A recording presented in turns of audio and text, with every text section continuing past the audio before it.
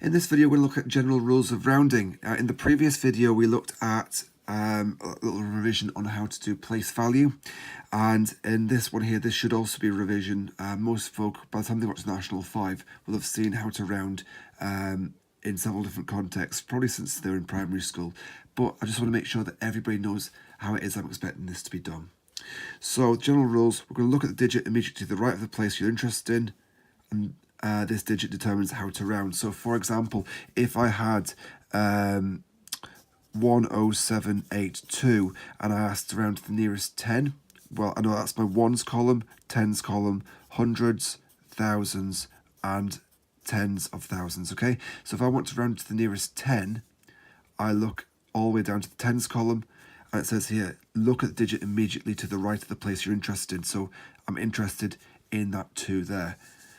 If this digit is 0, 1, 2, 3, 4, then the value is said to round down, and you will not change any of the numbers to the left. So what I mean by that is, since this is a 2, we're rounding the number down. So nothing else changes. 1078 stays the same, and the 2, because the decimal point falls after it, becomes a 0 there, okay?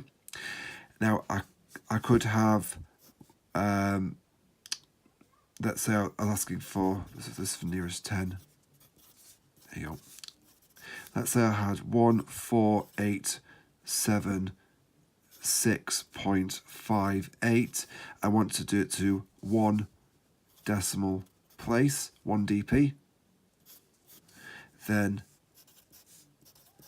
for my first decimal place is here. This becomes my second decimal place. Now that's an 8. And it says here, if the digit is 56789, then the value is said to round up, and you'll have to raise the place value number by 1. So this is an 8. 8 rounds up, so I increase the 5 by 1. That becomes a 6. So everything else stays the same. 14876 point. We said this is increasing by 1, becomes 6. And because this is no longer valid, or well, it's still valid, but it's not necessary in terms of the number. It does say we only want 1 decimal place to be left. We leave it as 0.6 at the end. Okay? Right, so a couple of more examples of this. I want to round each of these numbers to the nearest 10. So, in each of these numbers, there is no decimal point.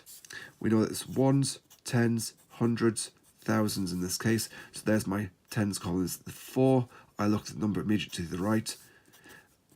And I know that 2 is less than 10. Sorry, 2 is less than 10. So yeah, 2, that's very obvious. But sorry, it says here if digit is 0, 1, 2, 3, 4, that has to round down. So this number will round down. Everything else remains the same. 8, 9, 4. And that, because that's before the decimal point, we just throw a 0 in at the end.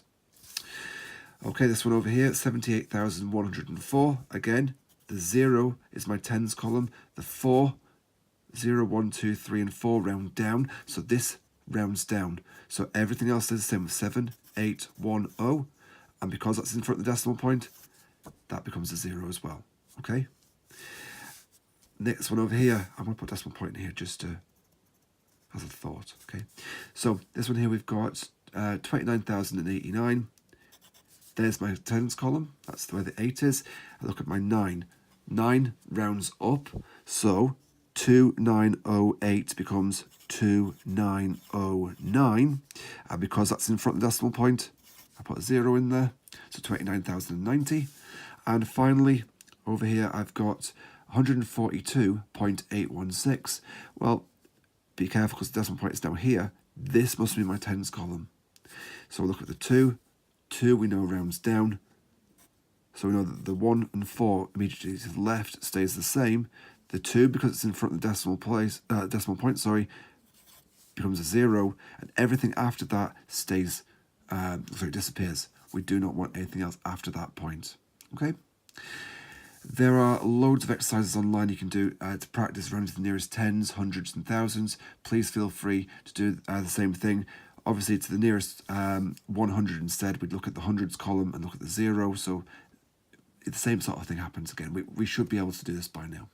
Okay, try some for yourself. Thanks.